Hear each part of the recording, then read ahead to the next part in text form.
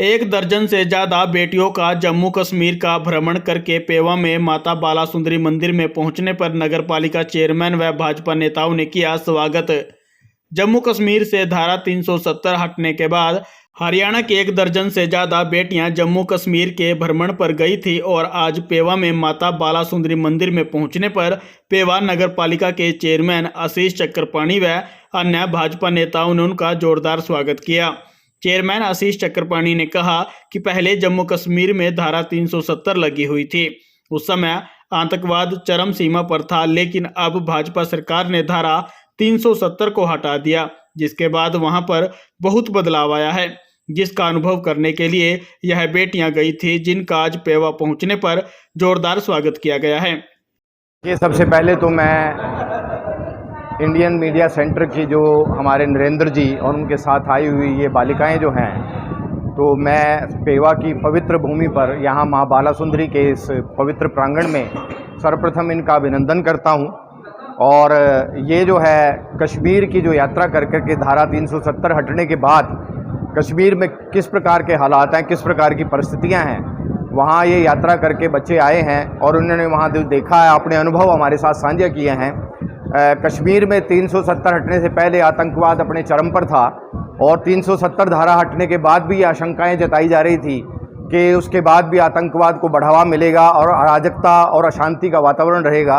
परंतु ये बालिकाएं जब वहाँ गई और उन्होंने वहाँ देखा और वहाँ वास्तविक जो हालात थे उनका जायज़ा लिया, तो इन्होंने अपने अनुभव हमें बताए हैं कि किस प्रकार वहाँ जो है बिल्कुल सामान्य वातावरण है और लोग जो हैं बिल्कुल शांतिपूर्ण सह अस्तित्व के वातावरण में जो हैं वहाँ अपना जीवन जी रहे हैं और विकास जो है वो कार्य जो हैं वो भी बड़ी तेज़ी से वहाँ हो रहे हैं। तो कश्मीर में हालात जो हैं पूरी तरह सामान्य हैं और जो है अच्छी और जो है कश्मीर विकास की गति की ओर बढ़ रहा है।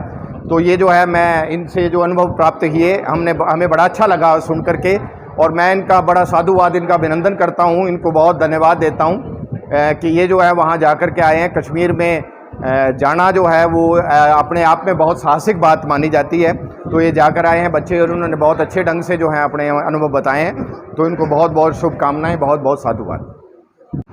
सर, मैं ये बताना चाहूँगी जो मेरा व्यक्तिगत अनुभव है उसका मैं वो देना चाहूँगी कि वहाँ जो सिचुएशन होती है जम्मू कश्मीर में, जब हम देखते हैं तो जो छोटी घटना होती है उसे इतना बढ़ा चढ़ा दिया जाता है कि वहाँ के लोग डर जाते हैं और जहाँ एजुकेशन का प्रभाव है सबसे ज़्यादा इफेक्ट उसी चीज़ पर पड़ रहा है।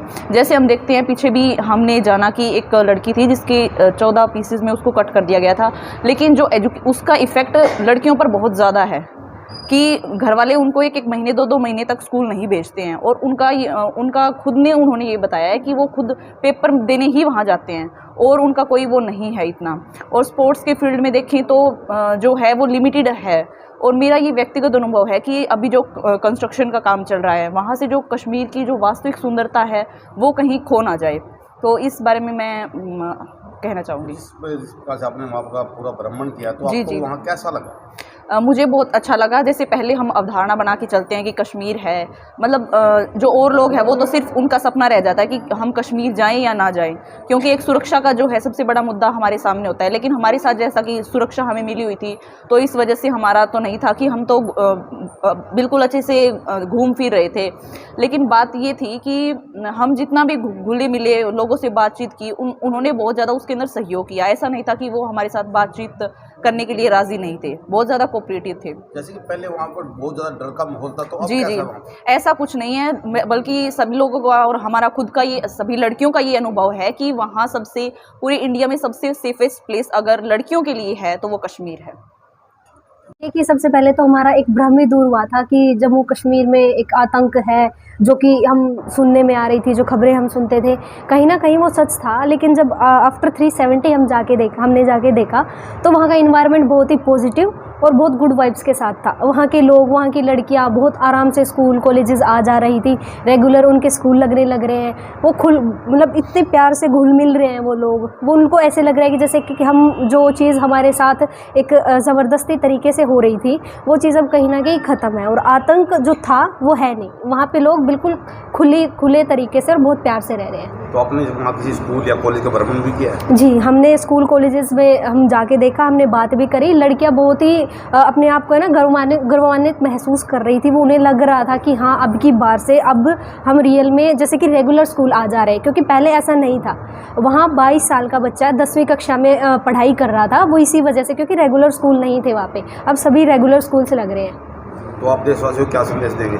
देशवासियों को संदेश यही है कि कश्मीर सबसे सुरक्षित स्थान है। आप वहाँ जाएं, घूमें फिरें, वो भी हमारा ही एरिया है, वहाँ भी हमारे जैसे ही लोग हैं और हमें वहाँ जाना चाहिए। ये 9 तारीख को माननीय शिक्षा मंत्री कौरपाल गुर्जर ने इस यात्रा की शुरुआत की थी।